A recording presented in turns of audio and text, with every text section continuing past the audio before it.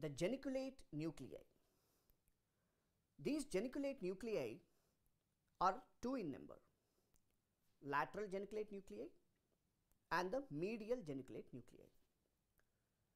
Here the topic of discussion is the lateral geniculate nuclei. So, these lateral geniculate nuclei are located near the posterior pole of the thalamus and ventral to the pulvinar nucleus. Here they form small eminences on the surface of the thalamus here, that is posterior pole of the thalamus, referred as geniculate bodies. So, because these nuclei creates an outpouching at the posterior pole of the thalamus and anterior to the pulvinar, we will call them as geniculate bodies. So, this lateral geniculate nucleus or the lateral geniculate body is the part of the visual system or the visual pathway. So, it is the site of termination of the optic tract which carries the axons of the retinal ganglionic cells. So, the retinal ganglionic cells has cell bodies, and the axons which are carried by the retinal ganglionic cells terminate in the lateral geniculate nucleus, which is also called as lateral geniculate body. So, as a result of hemidecussation of the optic fibers at the optic chiasm, each lateral geniculate nucleus receives axons that have originated from the ipsilateral temporal hemiretina and the contralateral nasal hemiretina. It is mainly because of the decussating fibers at the optic chiasm. So, each nucleus therefore receives visual information related to the contralateral half of the visual field. And here the lateral geniculate nucleus sends fibers by means of retrolenticular part of the internal capsule and the optic radiation, finally to reach the primary visual cortex of the occipital lobe known as Brodmann area 17. This is the efferent from the lateral geniculate body. So, if you closely examine the lateral geniculate body, or we can say histological perspective, we have different layers of the lateral geniculate body. As we already know that the human retina contains approximately about 120 million rods and 6 million of cone cells. So, because of the number is different, there must be different neuronal groups which carry visual inputs from rods and cones. For this, the lateral geniculate body has layers.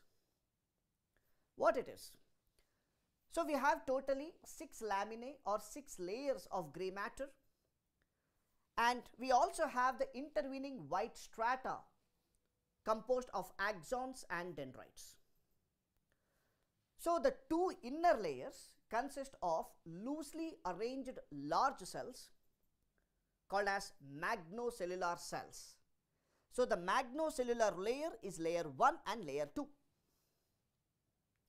So, this layer 1 and layer 2 which contain loosely arranged large cells called as magnocellular cells receive sensory information from rods which are necessary for the perception of movement, depth and small differences in the brightness, where the response is very rapid and transient because of larger cell size.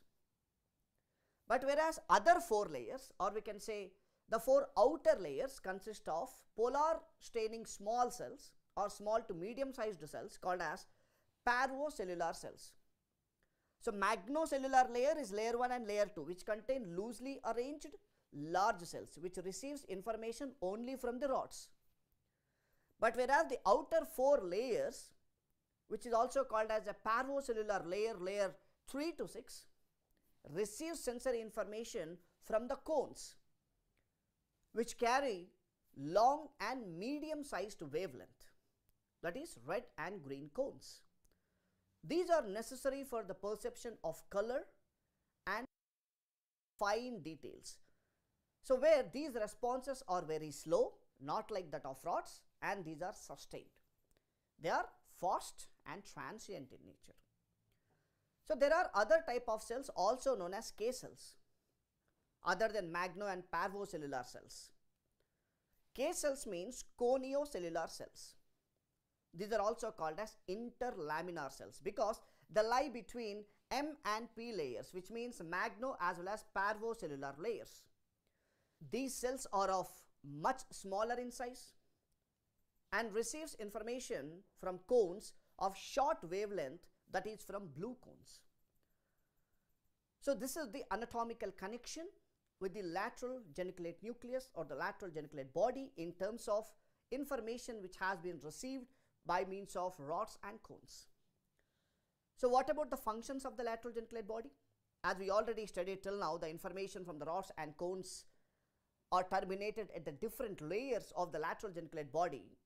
So the lateral geniculate body acts as a relay function, or we can say the relay station, to relay all the visual information from the optic tract to the visual cortex by means of geniculocalcrine tract.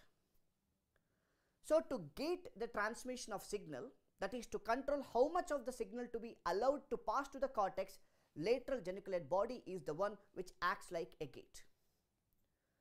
So how this gating control mechanism works at the lateral geniculate nucleus? So this lateral geniculate body receives gating control signals especially from two major sources. One is the corticofugal fibers from the primary visual cortex, and next is the reticular area of the mesencephalon. These two helps in the gating mechanism because both of these fibers are inhibitory in nature. Therefore, it controls the visual information that is allowed to pass. So remember that the lateral geniculate body is a relay station as well as it acts like a gating mechanism for all the visual information which is coming from rods and cones to the primary visual cortex. Now, what is the blood supply of lateral geniculate nucleus? It is mainly by the posterior cerebral and posterior choroidal arteries, and the blood supply is also contributed by anterior choroidal artery. So this is what we need to know about the lateral geniculate nucleus.